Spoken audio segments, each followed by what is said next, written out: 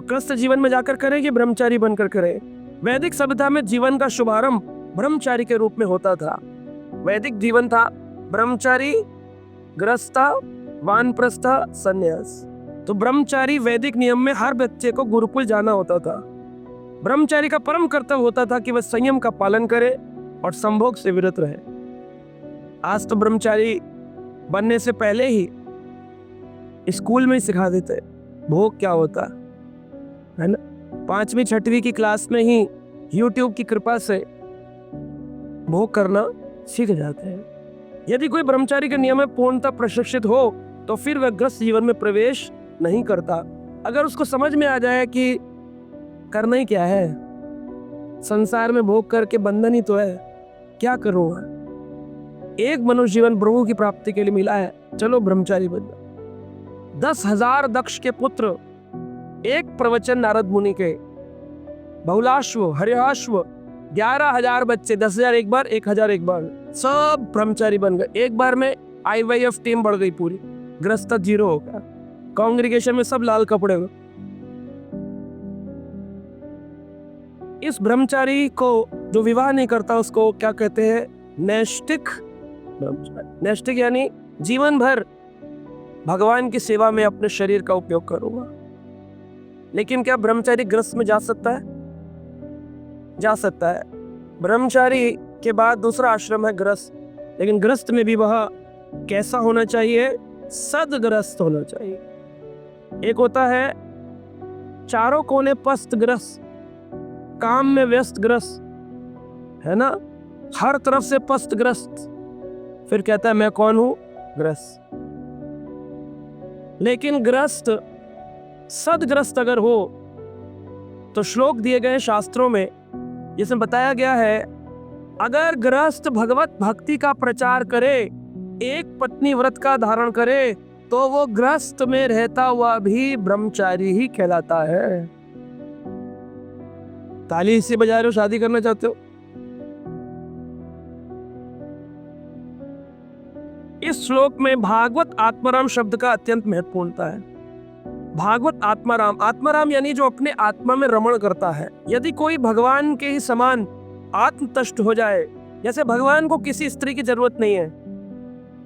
भौतिक लोग पूछते हैं भगवान का भी तो कोई माता पिता होगा, उन्होंने सृष्टि बनाई तो उनको भी तो किसी ने बनाया होगा।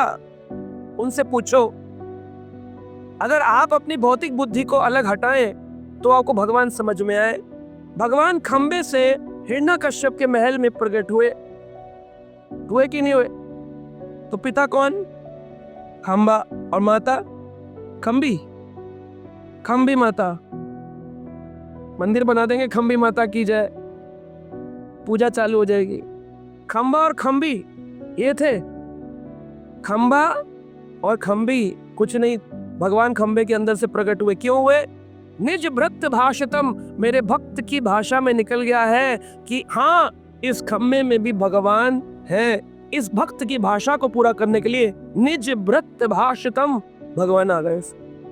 आपके रोहिणी मंदिर के खंबे में भगवान है? तोड़ना मत, केशवमाई प्रभु मेरे को पकड़ ले। प्रभु जी आपके प्रवचन बंद करवाने पड़ेंगे, आप खंबे तोड़वा दी। बड़ी मुश्किल से तो इतने सालों में मंदिर खड़ा हो। खंबे में भगवान है। हरि व्यापक सर्वत्र समान, प्रेम से प्रकट हो ही मजाना। कैसे प्रकट होंगे? वरना तो ये पत्थर है, और प्रेम करोगे तो ठाकुर जी हो, है कि नहीं? पुजारी बनकर के भी अंदर खड़े होकर के दुनिया की ओर दृष्टि, तो वो पत्थर मान रहा, पाषाण। लेकिन अंदर खड़े होकर के ये सोचना कि मैं ठाकुर जी की सेवा कर रहा हूं, ये आत्म साक्षात्कार का विषय, भगवत साक्षात्कार का विषय, आत्मरमण का विषय। एक बार हमारे गुरु महाराज परम पूज्य गोपाल कृष्ण गोसाई महाराज तिरुपति इस्कॉन में गए, तो वहां के एक भक्त अपना रियलाइजेशन बता रहे थे। वहां पर राधा माधव अष्टसखी खड़े हैं तिरुपति बालाजी मंदिर के पास, इस्कॉन मंदिर। देखा आपने? तो महाराज जी को मॉर्निंग मंगला आरती का जैसे नियम था, 40 साल जीवन भर मंगला आरती किए। तो महाराज को सेवा दी गई, महाराज आप आएंगे मंगल आरती? महाराज बोले ऑब्वियसली। तैयार हो गए, तिलक लगा लिया, 4:10 पर नीचे आए, उन्होंने सेवा दे दी। राधा माधव अष्टसिद्धि।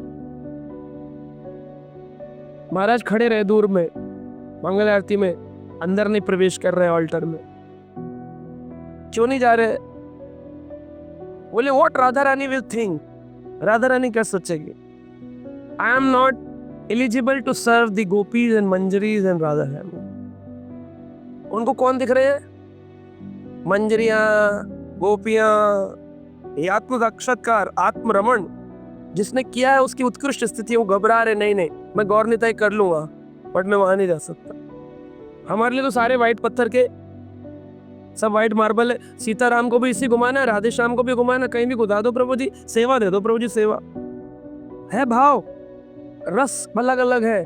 आप में नवदीप का रस है तो गौर निताई से प्रेम, आप में अयोध्या का रस है तो सीताराम से प्रेम, आप में वृंदावन का रस है तो राधा श्याम से प्रेम है। ऐसा रस का फर्क। घरों के अंदर एक ही ऑल्टर में गणपति भी रख लेंगे, दुर्गा भी रख लेंगे, सीता भी रख लेंगे, राम भी रख लेंगे, राधा भी रख लेंगे, श्याम भी रख लेंगे, सारा कुंभ मेला एक ही मंदिर में आपस में, है ना? तो ये से कहते हैं भक्ति से नाम है रसाभास। एक ऑल्टर में एक ही रस होना चाहिए। अगर आप वृंदावन के भाव में हैं तो केवल राधा कृष्ण को रखिए, अगर आप जगन्नाथपुरी के भाव में तो केवल जगन्नाथ को रखिए, अगर आप सीताराम के भाव में तो केवल राधा सीताराम लक्ष्मण को रखिए, आप नवदीप के भाव में तो गौर निताई को रखिए। आप देखेंगे जितने सन्यासी हैं, जितने आचार्य हैं, सबके एक एक विग्रह हैं। रूप गोस्वामी के राधा गोविंद है कि नहीं? सारे गोस्वामियों के सबके एक एक विग्रह। लेकिन हमारे जहां गए, तिरुपति गए तो बालाजी ले आए, गुरुवायूर गए तो पत्ते पे लेटे भगवान ले आए, जगन्नाथपुरी गए तो जगन्नाथ ले आए, वैष्णो देवी गए तो वैष्णो देवी ले आए, केदारनाथ बद्रीनाथ गए शिव जी ले आए, सारे रख दिए। रसाभास का महाभारत हो रहा है। महाभारत। तो ग्रस्त सदग्रस्त क्या करता है? अपने गुरु के आदेश अनुसार भजन में लगता है, और भजन से उसको पता चलता है कि उसका रस क्या है, उसको किस में ज्यादा इंटरेस्ट है।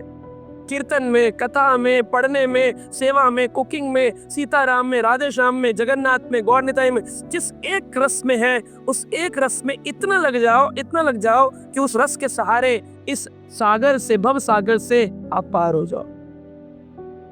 उस एक के प्रति एक निष्ठता, एक निष्ठा। बहुशाखाय अनंतशाय बुद्धि अव्यवसायी नाम व्यवसायत्मिका बुद्धि एकः कुरु नंदना। ये बहुत ऊंची बात है। रघुनाथ दास गोस्वामी अपनी मना शिक्षा में लिखते हैं, अरे तुम बात करते हो कृष्ण और विष्णु की, गोपियों ने तो विष्णु को भी रिजेक्ट कर दिया। गोपियों को विष्णु जी मिले थे, गोपी गीत जब गाया गोपियों ने तो विष्णु जी मिले चतुर्भुज में। कृष्ण ही तो विष्णु है, चतुर्भुज लेके आ गए। गोपियां कहती है एक्सक्यूज मी, क्या आपने हमारे कृष्ण को देखा है? कोई दंडवत नहीं, कोई पूजा नहीं, कुछ उपासना नहीं। इसका मतलब ये नहीं कि आप भी ऐसा करें, पहले गोपी भाव प्राप्त करिए उसके बाद ऐसा करें, वरना आपको अपराध लगेगा। अभी तो विष्णु देखकर दंडवत करना है आप। लेकिन मनो शिक्षा कहती है लक्ष्मी पति रतिम, लक्ष्मी के पति विष्णु, लक्ष्मी पतिम रतिम, यह भी आपकी भक्ति के मार्ग से आपको हटा देगा। क्योंकि आपका उद्देश्य क्या है? ये तो नहीं बोलते विष्णु चरणों में प्रीति शीघ्र शीघ्र प्राप्त हो, क्या बोलते हैं? कृष्ण चरणों में प्रीति। तो जब बोल दिया उस वचनबद्धता को पालन करें, चाहे गृहस्थ में रहे, चाहे ब्रह्मचारी में रहे, चाहे वानप्रस्थी रहे, चाहे सन्यासी। एक बार प्रभुपाद जी से किसी ने पूछा विच आश्रम is best for Krishna consciousness? Prabhupada ने कहा आई एम नॉट प्रीचिंग आश्रम, I am preaching Krishna consciousness. उसकी जागृति किसी भी आश्रम में हो सकती है, जागृत करने वाले व्यक्ति की दृढ़ता होनी चाहिए। हमारे 12 महाजनों में से 7 गृहस्थ हैं, 5 ब्रह्मचारी। शिव जी कौन है? प्रहलाद महाराज कौन? यमराज कौन है? नारद मुनि कौन है? सुखदेव गोस्वामी कौन? वेदव्यास कौन? तो 7 गृहस्थ हैं और 5 12 महाजनों में से, तो दोनों ही तो महाजन बन गए। ये नहीं कह सकते गृहस्थ निकृष्ट है, ये नहीं कह सकते ब्रह्मचारी खराब है।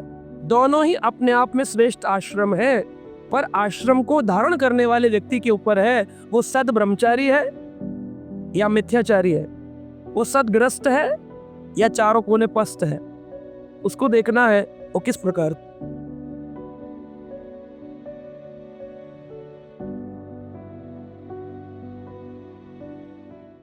Subscribe now and press the bell icon. Never miss an update.